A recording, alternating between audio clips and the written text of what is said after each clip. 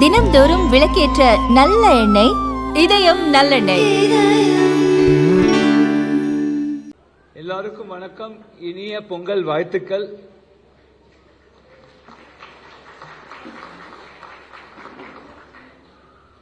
IIT வளாகத்தில் முதல் முறையா நம்ம மத்திய அமைச்சர் ஒரு பொங்கல் திருவிழா நடக்கிறது. இதான் முதல் தடவை.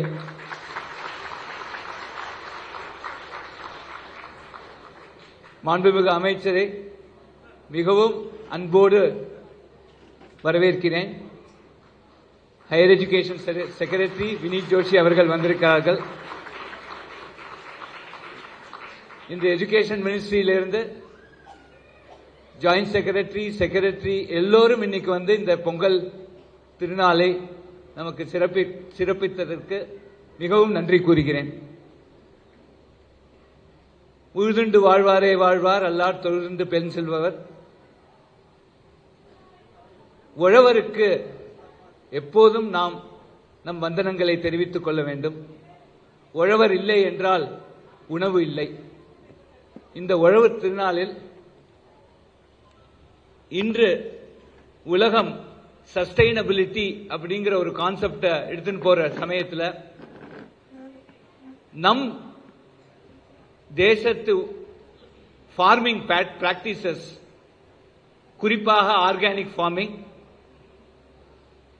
சஸ்டைனபிலிட்டிக்கு ஒரு முன் உதாரணமாக இருக்கும் என்பதில் ஒரு சந்தேகமே இல்லை. குறிப்பா வரும் வருடங்களில் உலகம் நம்மிலிருந்து கற்றுக்கொள்ள வேண்டும். எப்படி ஃபார்மிங் செய்யணும், எப்படி நல்ல உணவை உருவாக்கணும் என்பதெல்லாம் நம்மோட உழவர்களிடமிருந்து கற்றுக்கொள்ள வேண்டிய ஒரு பெரிய அவசியம் உலகத்துக்கே வந்து கொண்டிருக்கிறது.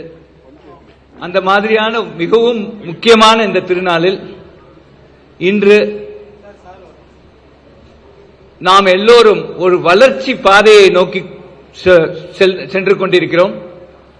குறிப்பாக பொங்கல் என்றால் என்ன? வளர்ச்சி பொங்கி வருகிறது. நல்ல செல்வங்கள் நமக்கு பொங்கி வர வேண்டும், நல்ல கல்வி நமக்கு பொங்கி வர வேண்டும், நம் நாட்டுக்கு பல நல்லது பொங்கி வர வேண்டும். இந்த வேண்டுதலை இறைவனிடம் வைத்து இன்று வருகை தந்திருக்கும் கல்வி அமைச்சகத்திலிருந்து வந்த எல்லா அதிகாரிகளுக்கும், நம் மிகவும் அன்பார்ந்த மத்திய அமைச்சர் திரு தர்மேந்திர பிரதான்ஜி அவர்களையும், உங்கள் எல்லோரையும், ஊடக நண்பர்களையும் வரவேற்பதில் மிக மிக மகிழ்ச்சி அடைகிறேன்.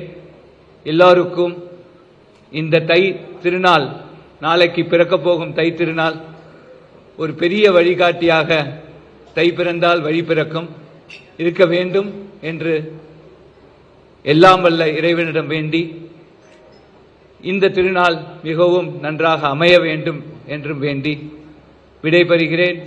வணக்கம்.